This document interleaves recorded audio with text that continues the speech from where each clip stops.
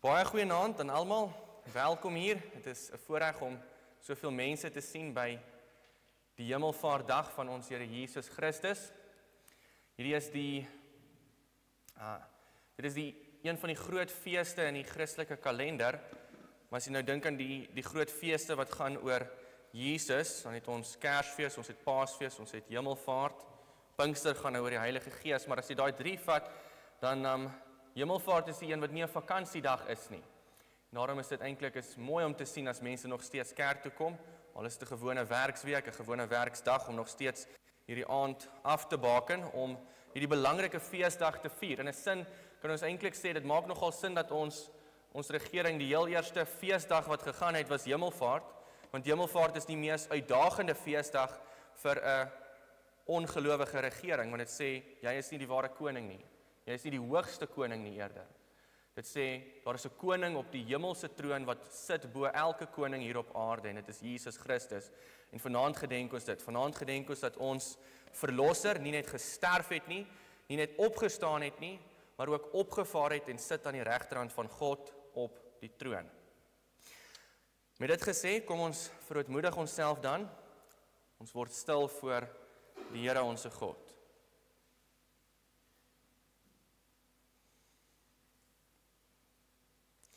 U het opgeklim na die hoogte. U het gevangenes weggevoer. U het geskenke geneem onder die mense, ja ook wederstrewiges om daar te woon, o Here God. Amen. Geliefdes, ontvang die seën van die Here, die genade, barmhartigheid en vrede van God die Vader en Jesus Christus, deur die kragtige werking van die Heilige Gees, is met elkeen van ons. Amen. Ons gaan vanaand lees uit Psalm 68. U kan blaai na Psalm 68 en dan ook na Efesiërs 4. Efesiërs 4. Ons gaan by 2 verse stil staan, by Psalm 68 vers 19 en Efesiërs 4 vers 8. Nou dit is baie belangrik, dit is soms eintlik interessant en dit kan jou oë vir nuwe betekenisse in die woord van die Here oopmaak as jy kyk hoe die Nuwe Testament die Ou Testament aanhaal. As 'n mens kyk na hoe die Nuwe Testament die Ou Testament aanhaal, baie kere dan maak dit vir jou hele nuwe wêrelde van betekenis oop as jy daarvoor oplet. Nou Psalm 68 gaan oor God wat die groot oorwinnaar is. Ons het so 'n bietjie meer as 'n week gelede daarby stilgestaan by die van die groter temas in Psalm 68. En ons het daar gesien, dit gaan oor God wat die groot oorwinnaar is, dit gaan oor die hoogheid van God spesifiek. En een van die verse in vers 19, Psalm 68 vers 19, gaan oor Jesus Christus se hemelvaart. Het gaan oor die hemelvaart van Jesus Christus, ten minste dit is wat ons sien, hoe Paulus dit aanhaal daar in Efesiërs 4. Nou mens kan dit, as jy dit baie oorvereenvoudig, dan kan jy sê, Kersfees gaan oor Jesus in die krib, Paasfees gaan oor Jesus aan die kruis, en Hemelvaart gaan oor Jesus op die troon. Dit is waarby ons vanaand stil staan, die koningskap van Jesus Christus. Die Hemelvaart wys dit vir ons. Dit wys vir ons, hy is die koning wat die oorwinning behaal het. Nou ons gaan lees uit Psalm 68 vers 8 tot 19, maar voor ons die woord van die Here lees, kom ons bid eers saam.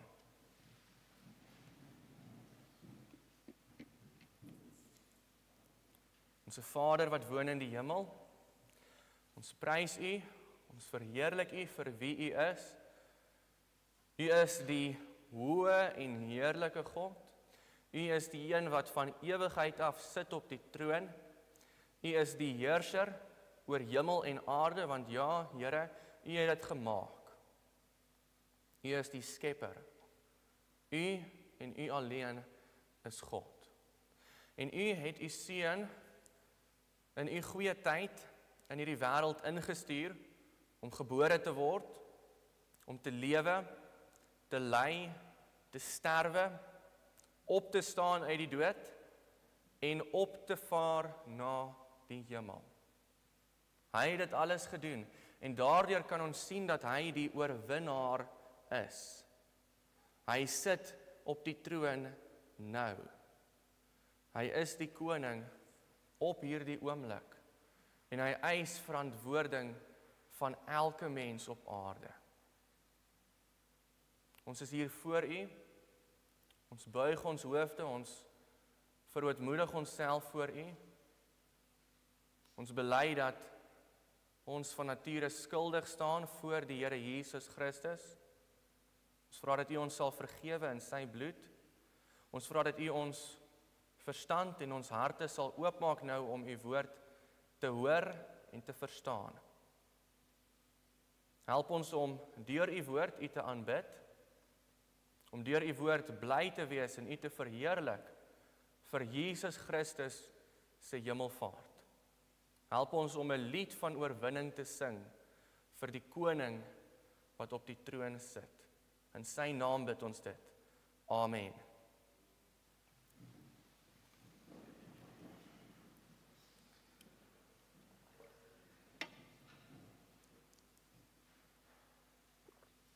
Psalm 68, ons lees van vers 8 tot 19. Hierdie is die woord van die lewende God. O God, toe U uitgetrek het voor U volk, toe U voortgestap het in die wildernis Sela, het die aarde gebewe, ook het die hemele gedrup voor die aangesig van God, hierdie Sinaï voor die aangesig van God, die God van Israel. Met 'n milde reën het U, o God, U erfdeel besproei, en toe dit moeg was, het U dit versterk. U skare het daarin gewoon, U het dit in U goedheid berei vir die elendige, o God.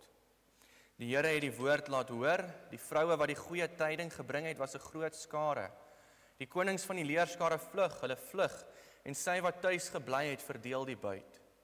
As julle daar lê tussen die veekrale, is die vlerke van die duif oordek met silwer, en sy vleuels met liggroen goud. Toe die almagtige konings daarin verstrooi het, het dit gesneeu op Salmon. 'n berg van God is die berg Basan, 'n berg met toppe is die berg Basan.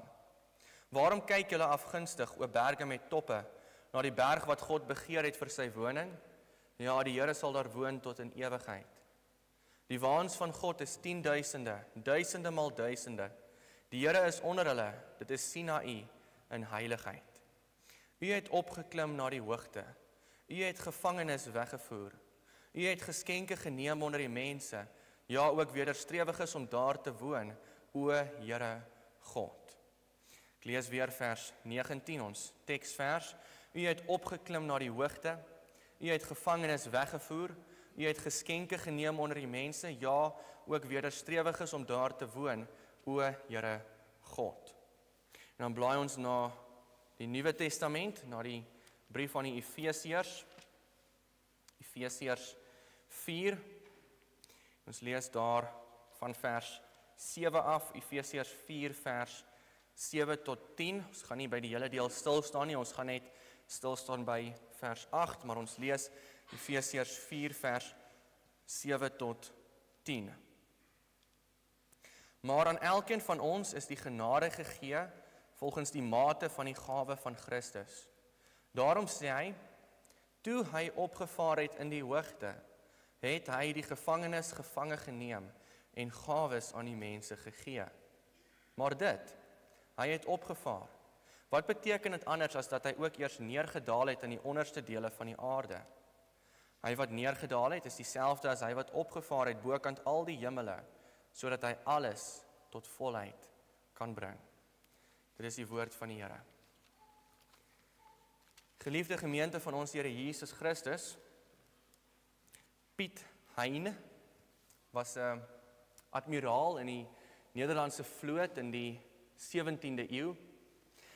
Tydens die 80-jarige oorlog, daar was oorlog tussen Nederland en Spanje vir 80 lange jare lank. Dink net daaraan, 80 jaar lank oorlog, 'n hele generasie kan gebore word, groot word, oud word en sterf. En die oorlog woed nog al die tyd deur. Maar goed, Piet Hein was 'n admiraal in die Nederlandse vloot in daardie tyd. Nederland het oorlog gemaak teen Spanje. Nederland was gereformeerde mense, Spanje was Rooms-Katoliek en Spanje het besluit om Nederland aan te val, want Nederland was daardie tyd nog onder hulle beheer. En Nederland het dan geveg teen hierdie Spaanse verdrukkers. Piet Hein was een van die admiraals van die Nederlandse vloot en hy het op een dag 'n groot oorwinning behaal. Hy was 'n privateur, is die deftige woord daarvoor. Eintlik kan 'n mens maar sê hy was 'n seerower. Dit is wat hy was. En goed, dit is beter as seerowers wat net gewoon rondgaan en mense se dinge vat. Hulle het in die oorlog die vyande se buit afgeneem en 'n groot deel van dit kon hulle dan vir hulle self hou. So dit was nie blote seerowers nie, maar die werk wat hulle gedoen het was tot 'n groot mate seerowerwerk. Toe een oggend bereik daar nuus hulle ore van die Spaanse silvervloot. Die silvervloot was 'n klomp skepe wat gekom het van Suid-Amerika en die Filippyne en swaar gelaai was met silwer en goud en hulle het dit gebring na Spanje om Spanje te verryk en Spanje het dan daardie goud en silwer gebruik om hulle oorlog te befonds. Piet Hein en sy bote, sy skepe hoor toe van hierdie groot silvervloot wat op pad is en hulle kry toe hierdie vloot, hulle keer dit voor, hulle stel 'n hinderlaag op, hulle het die vloot ingewag en die hinderlaag was suksesvol, hulle het die hele silvervloot gekaap. En daardie dag het hulle 11,5 miljoen gulden gemaak. Gulden is die Nederlandse geldeenheid. Dit is so 'n ondenkbare groot bedrag dat jy kan dit nie eers in vandag se terme noem nie. Jy kan dit nie vandag omskryf nie. Dit het Spanje amper bankrot laat speel. Dit het die Nederlandse oorlogspoging vir die volgende 8 maande gefinansier en boonop vir al die manskappe ryk manne gemaak. Dit was 'n magnifieke oorwinning. Dit is nie oordrywing om te sê dat as dit nie vir daardie oorwinning was nie, sou Nederland waarskynlik nie die oorlog teen Spanje later gewen het nie. Nou 'n klompie jare later, 'n klompie jare na hierdie groot oorwinning op die see van admiraal Piet Hein, word daar dan 'n Nederlandse volksliedjie gesing. Hierdie volksliedjie, as mens hom na Afrikaans vertaal, sou dit sê Piet Hein, Piet Hein, Piet Hein, sy naam is klein. Sy dade is groot, sy dade is groot. Hy het oorwin die silvervloot. En dit gebeur altyd wanneer jy 'n groot oorwinning het, 'n kort rukkie na dit, dan begin mense om daaroor te sing. Hulle skryf oorwinningsliedere oor die groot oorwinning wat behaal is. Oorwinningsliedere om 'n generaal of 'n kaptein te eer vir die oorwinning wat hy behaal het. Die Bybel is ook vol van dit. Die Bybel is vol van oorwinningsliedere.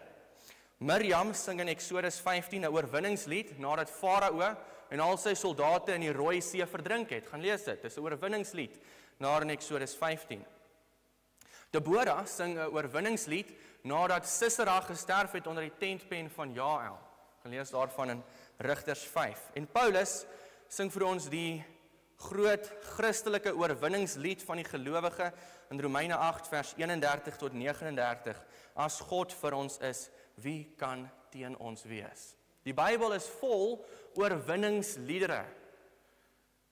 En ons staan vanaand stil by so 'n oorwinningslied, die oorwinningslied van Jesus Christus se hemelvaart. Dit is waaroor Psalm 68 gaan. Dit is spesifiek waaroor Psalm 68 vers 19 gaan. Die oorwinningslied van Jesus se hemelvaart. Ons dink nie gewoonlik so daaraan nie, maar die hemelvaart is triomf. Dit is oorwinning, dit is Jesus, dit sê, die hemelvaart sê vir ons, Jesus het uit die hemel neergedaal om sy vyande te oorwin, en hy het opgevaar as oorwinnaar. Hy het dit reg gekry om te trap op die kop van die slang, op die kop van die draak. Hy het die duiwel oorwin. Hy het die oorwinning behaal, en nou vaar hy as triomfantelike koning terug op na die hemel, want hy het sy doel bereik. En dit is waarby ons stil staan vanaand, die oorwinningslied van Jesus se hemelvaart. En ons kyk na 3 punte.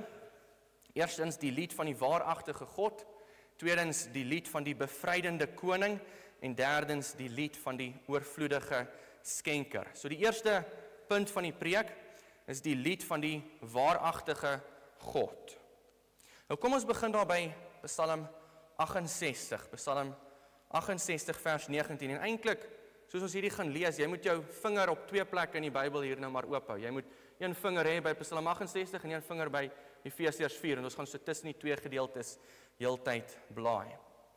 Op Psalm 68 vers 19, ons lees daar in ons teksvers, U het opgeklim na die hoogte, U het gevangenes weggevoer, U het geskenke geneem onder die mense, ja, ook wederstrewig is om daar te woon, o Here God. En waarvan praat hierdie vers? Waarvan praat hierdie vers? Dink 'n bietjie. As jy net die Ou Testament gehad het, sou 'n mens dalk verskoon kon word om te sê, Dawid wat die Psalm gedig het, hy praat maar net baie ekstaties, baie simbolies, baie digterlik oor wie God in die algemeen is. Maar dink 'n bietjie daaraan, op watter punt het God opgeklim na die hoogte? Op watter punt het God gevangenes weggevoer? Op watter punt het hy geskenke geneem onder die mense? 'n Mens kan ook sê, ag Dawid praat nou sommer maar net digterlik, hy bedoel dit nie letterlik nie, mens moet dit nie letterlik interpreteer nie. Maar as jy blaai na die Nuwe Testament en jy kom daar by Efesiërs 4, dan sien jy, hierdie het 'n baie letterlike vervulling gehad, waarna die apostel Paulus vir ons wys. In Efesiërs 4 vers 8 skryf die apostel Paulus, daarom sê hy, toe hy opgevaar het in die hoogte, het hy die gevangenes gevange geneem en gawes aan die mense gegee. Waarna verwys hy? Watter deel in die Ou Testament sê dit? Daar's net hierdie een deel, is net Psalm 68 vers 19. So hy verwys soontoe en dan kyk hoe gebruik hy dit in die Nuwe Testament. Kyk daar in die konteks hoe gebruik hy die vers. Hy gebruik dit om te praat van Jesus Christus se hemelvaart. In vers 9 en 10 sê hy, maar dit, hy het opgevaar. Wat beteken dit anders as dat hy ook eers neergedaal het in die onderste dele van die aarde? Hy wat neergedaal het, is dieselfde as hy wat opgevaar het bokant al die hemele, sodat hy alles tot volheid kan bring. Met ander woorde, hy maak dit van toepassing op Jesus Christus se hemelvaart, en hy sê daarin het dit 'n letterlike vervulling. God het letterlik opgeklim in die hoogte, hy het opgevaar na die hemel in Jesus Christus, toe hy opgevaar het na die hemel. Hy het letterlik gevangenes weggevoer, hy het letterlik gawes van die mense, geskenke van die mense geneem en gegee. En ons kom net nou verder daarby uit. En kom ons druk net eers die stopknoppie hier. Ons druk net eers die stopknoppie hier. Hoe lees ek my Bybel? Hoe lees ek my Bybel? Lees ek my Bybel soos dit? Soos die apostel Paulus hier, met een vinger in die Ou Testament en 'n ander vinger in die Nuwe Testament. Blaai ek so tussen die Ou Testament en die Nuwe Testament om te sien hoe die woorde van die Ou Testament vervul word in die Nuwe Testament. Daar is 'n spesifieke dominee in Amerika wat so vertel van sy eie ervaring. Hy vertel van iets wat hy op 'n stadium begin doen het, 'n nuwe gewoonte aangeleer het. Hy sê hy het begin om deur die Nuwe Testament te lees. En dan elke keer as hy iets raak lees soos daar staan geskrywe of dit is so gesê, iets soos dit, 'n verwysing na die Ou Testament, dan gaan soek hy dit in die Ou Testament en dan skryf hy langs aan op die bladsy waar dit in die Nuwe Testament aangehaal word. En dan as hy klaar gelees het uit die Nuwe Testament, dan blaai hy terug na die Ou Testament en hy lees die Ou Testament van voor tot agter deur, en elke keer as hy so 'n note langs die kant kry, dan blaai hy nou weer terug na die Nuwe Testament en hy kyk, hoe haal die Nuwe Testament hierdie vers aan? Wat sê die Nuwe Testament is hierdie vers se betekenis? En dan skryf hy oor hoe verbaas hy was oor hoeveel kere die vers iets anders beteken het as wat hy gedink het dit beteken het. Hoeveel kere die vers anders aangehaal word in die Nuwe Testament as wat hy verwag het. En hier het ons 'n goeie voorbeeld van dit. As jy hierdie vers net so gevat het soos wat daar staan en jy lees nie die Nuwe Testament nie, dan sou jy dalk verskoon kon word om te sê dat dit niks met Jesus se hemelvaart te doen nie. Maar dan kom jy by die Nuwe Testament en sien, wag. Hier was in saadvorm reeds 'n profesie oor Jesus Christus se hemelvaart. Lees ek my Bybel as Ou Testament en Nuwe Testament met daardie soort ingesteldheid? Blaai ek rond tussen die Ou Testament en die Nuwe Testament om te sien hoe God se woord as een woord in mekaar gevleg is? Of is ek maar tevrede om net nog 'n halfhartige poging aan te wend om nog 'n keer deur Psalm 23 te lees? Nou ek weet dit is uitdagend en baie keer is ons net gelukkig as ek net ten minste iets gelees het. Dit is beter as niks. Maar ons moet nie die standaard so laag stel nie, geliefdes. God se woord is 'n eenheid, dit is Ou Testament en Nuwe Testament. En ons moet kyk na die Ou Testament deur die lens van die Nuwe Testament. Ons moet kyk na die Nuwe Testament op die fondasie van die Ou Testament. Ons moet sien hoe dit alles een groot verhaal vir ons vertel. Een groot geskiedenis, een groot evangelie, hoe dit in mekaar gevleg is. Nou kom ons kom terug by die punt. Kom ons kom terug by Psalm 68. Die groter punt wat ons hier moet raak sien, dit is die eerste punt van die preek. Ons moet sien, in die manier hoe Paulus dit aanhaal, kan ons raak sien dat Jesus Christus waarlik God is. Jesus Christus is waarlik God. Nou in Psalm 68 vers 19 sien jy, Dawid praat duidelik van die Here. Hy noem dit daar, hy sê, o Here God, dit is van wie hy praat van God self. En dan as jy by die Nuwe Testament kom, sien jy Paulus vat hierdie teks wat gaan oor God self en hy maak dit van toepassing op Jesus Christus. Dit is belangrik want daar is baie mense vandag wat sal sê, nee, Jesus Christus, hy was 'n baie goeie mens, hy was 'n morele voorbeeld om na te volg, hy was dalk 'n wyse rabbi gewees met goeie lewenslesse vir jou om waarde uit te put, maar hy was op die ou end net 'n mens, niks meer nie. Baie mense sal dit vandag sê, baie liberale mense, ook baie mense uit die Israel-visie kringe, sal Jesus se goddelikheid ontken. Maar nee, die Bybel is vol daarvan dat Jesus Christus waarlik God is. Nie net hier nie, ook op ander dele in die Bybel. Johannes 1 vers 1 is baie bekend. In die begin was die woord en die woord was by God en die woord was God. Maar ook hier, in Efesiërs 4 vers 8, kan jy dit raak sien. So volgende keer as iemand kom en allerlei slim stories aan jou wil verkoop en wil kom sê, ja, Jesus was 'n goeie voorbeeld, maar hy was niks meer nie. Wys dan vir hom na Efesiërs 4 vers 8, wys vir hom na Psalm 68 vers 19 en sê vir hom, kyk wie was Jesus, kyk wat sê Paulus onder inspirasie van die Heilige Gees, hy is God self. Staan net vanaand stil voor dit, verootmoedig net jouself voor hierdie misterie, die verborgenheid van Jesus se twee nature. Die Here, wat ons vanaand gedenk, wat opgevaar het na die hemel, is waarlik God. Ons aanbid nie 'n Messias wat net blote mens is nie. Ons aanbid God die Seun. God wat homself openbaar in Jesus Christus. Ware God, ware mens. Nou bring ons by die tweede punt. Die eerste punt, die eerste gedagte is die lied van die waaragtige God. En die tweede punt, die tweede gedagte is die lied van die bevrydende koning. Die lied van die bevrydende koning. Nou as ons teruggaan daar na Psalm 68 vers 19, dan lees ons hoe Dawid van God praat. Hy sê, U het gevangenes weggevoer. U het gevangenes weggevoer.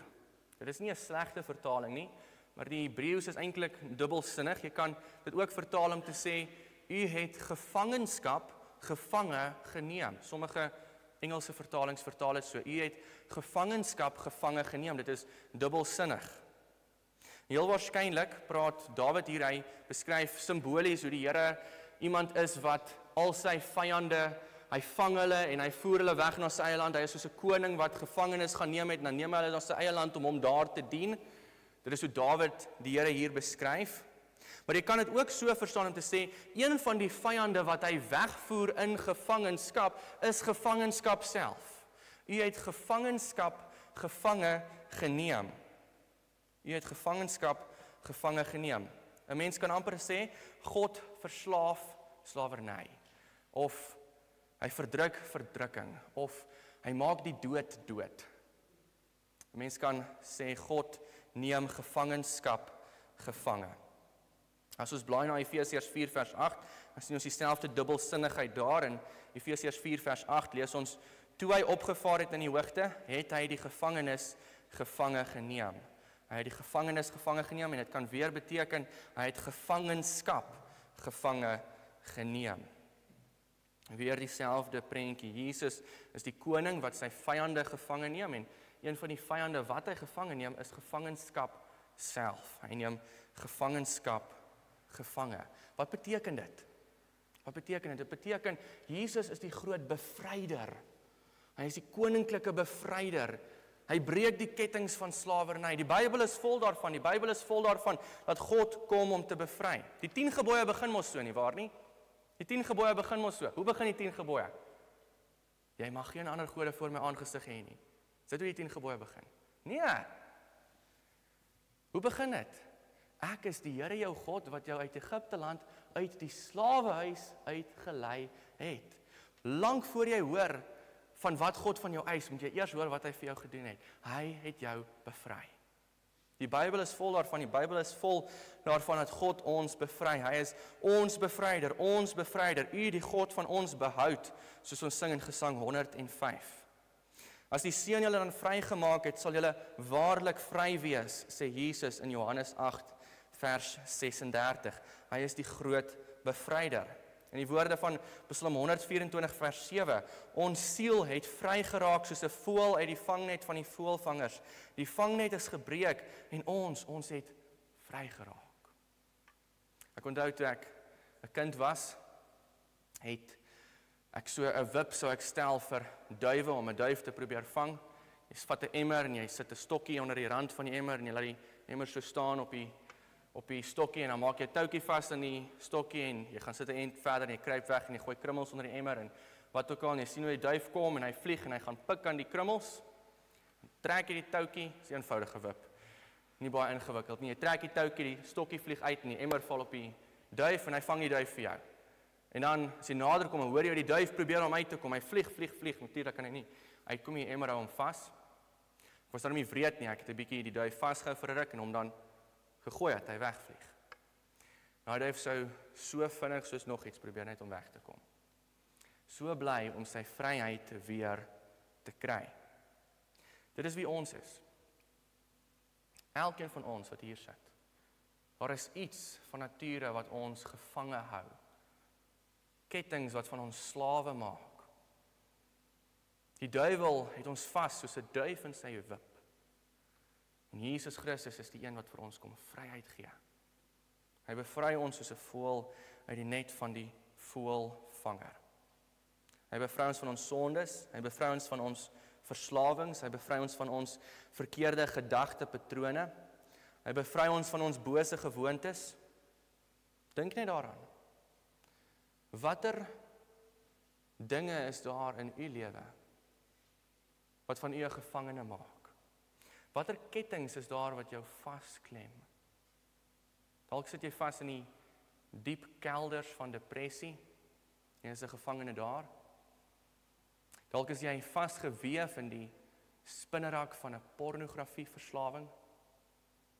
Dalk is dit iets anders. Dalk is dit iemand anders wat dinge teenoor jou doen en jy word op 'n manier benadeel, jy word op 'n manier verdruk deur iemand anders se sonde wat van jou 'n gevangene maak. Wat dit ook al is, kyk na Jesus Christus. Hy is die koninklike bevryder. Kyk na hom. Die bevrydende werk wat hy 2000 jaar gelede begin het, is hy nou nog besig om te voltooi. Kyk na hom, nader tot hom. Hy kan en sal jou bevry. Kyk na hom, nader tot hom en gebruik dan ook die middele wat hy tot jou beskikking stel. Kom hier na die kerk toe, kom praat met iemand by die kerk. Broeders, is daar 'n alarm? Goed.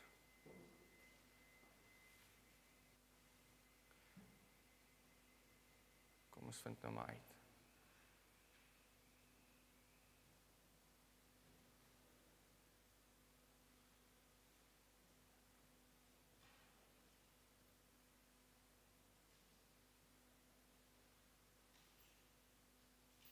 Goed. Joshua sê dit is alles reg.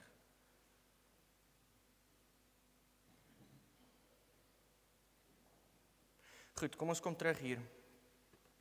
Jesus is die een wat ons bevry. Hy sal ons bevry as ons onsself tot hom wend, maar gebruik ook die middele wat hy tot jou beskikking stel. Kom na die kerk toe, praat met iemand by die kerk, vra iemand anders om jou te help om vry te kom van die vangnette waarin ons vassit. Dit bring ons dan by die derde punt. Die derde gedagte wat ons hier kry, die lied van die oorvloedige skenker. Die lied van die oorvloedige skenker. Nou, as ons weer daar teruggaan na Psalm 68 vers 19, ons lees aan Psalm 68 vers 19, U het geskenke geneem onder die mense. U het geskenke geneem onder die mense. En dan, dit is dan 'n bietjie vreemd as ons dan blaai na Efesiërs 4 vers 8, want in Efesiërs 4 vers 8 word dit dan anders gestel. Dit word anders gestel. So hoor wat sê Efesiërs 4 vers 8. Toe hy opgevaar het in die hoogte, het hy die gevangenes gevange geneem en gawes aan die mense gegee. Hoor jy die verskil? Hoor jy die verskil? Wat sê Psalm 68? U het geskenke geneem. Wat sê Efesiërs 4? U het geskenke gegee. Hoor jy die verskil? Die een sê God het geskenke geneem, die ander sê God het geskenke gegee. Nou hoe moet ons dit verstaan? Het Paulus nou maar net soms is ons so, soms is ons sal sê ek onthou ergens in die Bybel staan daar iets oor genade of iets oor verdienste of iets oor vergifnis of iets oor geskenke, maar ek onthou nie presies wat dit gesê het nie. Is dit nou maar wat Paulus hier gedoen het? Hy het onthou daar was iets oor God wat geskenke neem of gee of iets soos dit nou skryf hy nou maar net verkeerd neer en dit het toe nou maar so oorgekom. Nee, dit is glad nie wat hier aan die gang is nie. Want Paulus skryf onder inspirasie van die Heilige Gees. En die Heilige Gees maak nie foute nie. Die Heilige Gees maak nie foute nie. So wat ook al daar staan in Efesiërs 4, dit is nie 'n foute dat dit so daar staan nie. Die Heilige Gees wil iets vir ons uitlig in die manier hoe hy vir Paulus gelei het om die woorde neer te skryf. Hoe moet ons dit verstaan? Wat moet ons daarin raak sien? Ons moet raak sien dat om te neem en te gee vir God dieselfde aksie is. Wanneer hy geskenke van die wêreld afneem en gee aan sy bruid, is dit een en dieselfde daad waarmee hy dit doen. Hy neem en gee dadelik aan sy bruid. Hy neem nie vir homself nie, maar hy gee die voordeel van wat hy neem aan sy kerk. In Psalm 68 teken Dawid vir ons 'n prentjie van die Here. Hy sê die Here is soos 'n koning wat nadat hy die oorwinning behaal het, neem hy ook die buit terug en hy vat dit ook terug na sy eie land. Hy neem die gawes van die mense, die geskenke van die mense as belasting terug na sy eie land. En dan in Efesiërs 4 vers 8 sê die apostel Paulus, Jesus Christus is daar die koning wat die buit geneem het en in dieselfde aksie aan sy volgelinge gee. Hy gee dit aan sy volgelinge oor. 'n manier hoe jy dit kan verstaan, dit maak baie sin is om te dink aan wat die Bybel heeltyd vir ons sê van ons eenheid met Jesus Christus. Die Nuwe Testament kom herinner ons heeltyd daaraan dat ons verenig is, deur die geloof is ons verenig met Jesus Christus. Jesus sê dit in Johannes 15 vers 4 tot 5. Bly in my soos ek in julle. Ek is die wynstok, julle die lote. Wie in my bly en ek in hom, hy dra veel vrug. Ons is verenig met Jesus Christus. Ons is in hom, hy is in ons. Hy is die hoof van die liggaam. Daar sien jy eenheid. Hy is ons verbondshoof, ons is sy verbondslede. Hy is die bruidegom, ons is die bruid. Ons is verenig met hom en dan as hy buit vir homself neem in dieselfde aksie wat hy dit ontvang ons dit ook. Want ons is sy liggaam. Ons is sy lede. En daarom wanneer hy geskenke uit die wêreld en van die Satan afneem, gee hy dit in dieselfde aksie oor aan ons. Wat maak dit hom? Dit maak hom die oorvloedige skenker. Die oorvloedige skenker. En dit is die derde punt van die preek. Hy oorlaai ons dag aan dag met ryke seëninge, soos die beruiming van Psalm 68 sê. Wat beteken dit? Wel, kyk net na die geskenke waarvan die apostel Paulus praat daar in Efesiërs 4.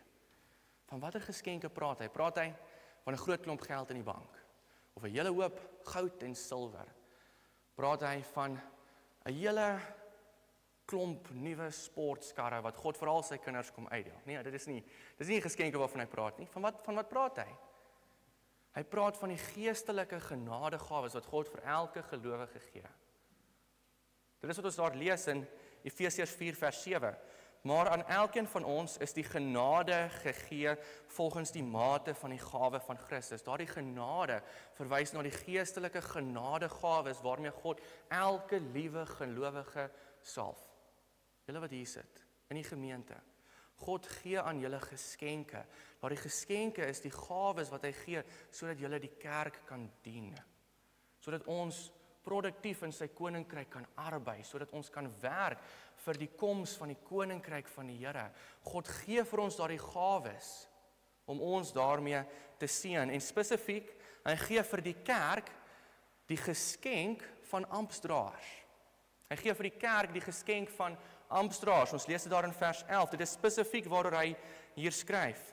Ons lees in vers 11, hy het gegee, hoor daardie woordjie, hy het gegee, dit is die geskenke wat hy gegee het, hy het gegee, sommige as apostels, ander as profete, ander as evangeliste, ander as herders en leraars. Wat is die geskenke wat God vir sy kerk gee? Dit is die ampsdraers. Dink net daaraan, die ampsdraers wat vanaand hier sit, kon nog verlore gewees het in die wêreld. Hulle kon hulle vaardighede, hulle tyd, hulle energie afgestaan het aan 'n wêreldse lewenstyl. Hulle kon alles van wat hulle het gefokus het daarop om 'n koninkryk in die wêreld te probeer bou. Maar die Here het hulle gered uit dit. Hy het hulle as geskenke geneem vir homself en in dieselfde aksie oorgegee aan die kerk en gesê, gebruik nou daardie selfde tyd, daardie selfde vaardighede, daardie selfde energie tot eer van my naam. Gebruik dit om die kerk, die bruid, te dien. Besef ons dit. Die amptdraers vanaand hier sit, besef u dit. Besef u dat u veronderstel is om 'n geskenk te wees vir die bruid van Jesus Christus. Besef ons wat 'n voorreg dit is om in die ampt te dien. En gemeente, hier is 'n vraag. Wanneer laas het jy aan jou ouderling of jou diaken gedink as 'n geskenk? Moet dit eerder nie antwoord nie. Maar dit is wie hulle veronderstel is om te wees. Geskenke uit God se hand om sy gemeente mee te seën. Ons het soveel om voor dankbaar te wees, liewe gemeente. Ons het soveel om voor dankbaar te wees dat die Here amptdraers in die kerk stuur om ons te help, om ons by te staan, om ons te lei, om ons te help op ons eie pad van geloof. Wanneer Paulus hier skryf, en hy skryf oor die gawes wat die Here gee, dit is, natuurlik kon hy aan baie ander dinge gedink het, hy kon aan baie ander maniere gedink het hoe die Here sy kerk seën, maar wat is die een voorbeeld wat hy noem?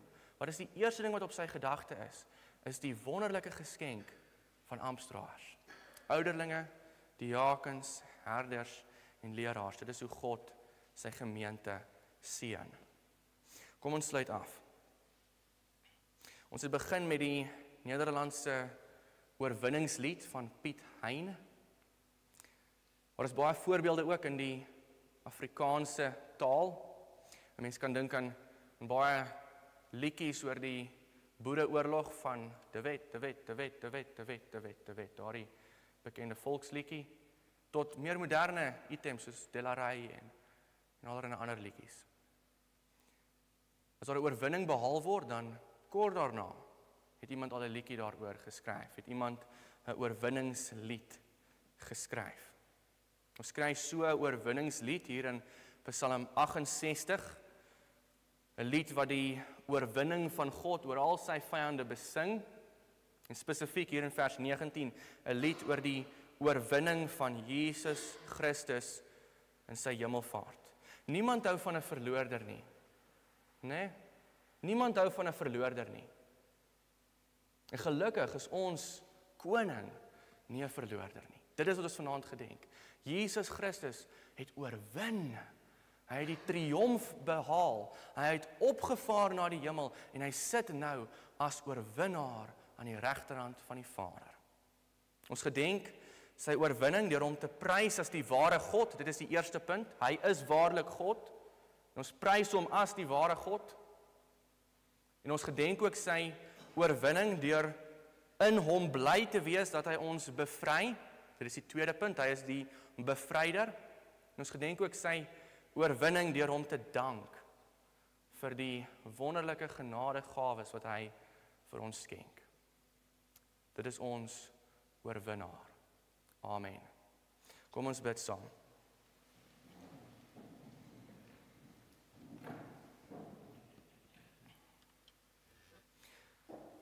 Onse Vader wat woon in die hemel, u naam is hoog bo die ganse aarde. Ja, en u seun wat aan u regterhand sit, hy is ook hoog bo die ganse aarde.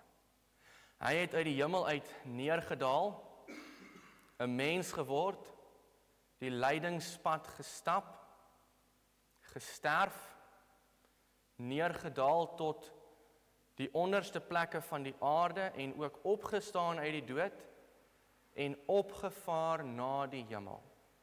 Hy sit nou aan u regterhand as die oorwinnende koning. En ons prys hom, ons verheerlik hom, ons sing ons lofliedere aan hom as oorwinningsliedere oor die oorwinning wat hy behaal het. O Here Jesus, u is wonderlik ver bo ons woorde. U is ware God uit ware God. Ons buig ons voor u, ons aanbid u, ons verheerlik u, want u is nie net 'n mens nie, maar u is God uit God, lig uit lig. Ons dank u ook dat u gekom het om ons te bevry, dat u steeds besig is om u bevrydende werk voort te sit hier in hierdie wêreld. Ons prys u ook, o Here, vir die genadegawes wat u aan u bruid skenk. Al die gawes, al die ryke seëninge waarmee u ons dag vir dag oorlaai. Spesifiek dink ons aan dit wat die apostel Paulus daar noem. Ons dink aan die geskenk van amptdraers wat u vir u kerk gee. Ons vra dat u met ons sal wees deur die res van hierdie aand. Ons vra dat u ons sal bewaar op al ons weë deur die res van hierdie jaar. Help ons met die volgende feesdae wat nog voor ons lê. Volgende week wanneer ons Pinkster sal gedenk en sal dink aan die Heilige Gees wat uitgestort is en in ons kom woon. Lei ons verder deur die kerklike kalender om ook aan die einde van die jaar weer te dink aan die feit dat u, Seun van God, ware mens geword het. Vergewe ons waar ons teen u oortree. Help ons om 'n getuienis in hierdie wêreld uit te dra oor u koningskap. Ons bid dit in u naam, o koning van al die konings. Amen.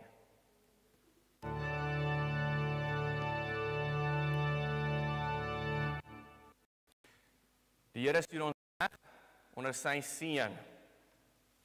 Die Here sal jou seën en jou behoed. Die Here sal sy aangesig oor jou skyn en jou genadig wees.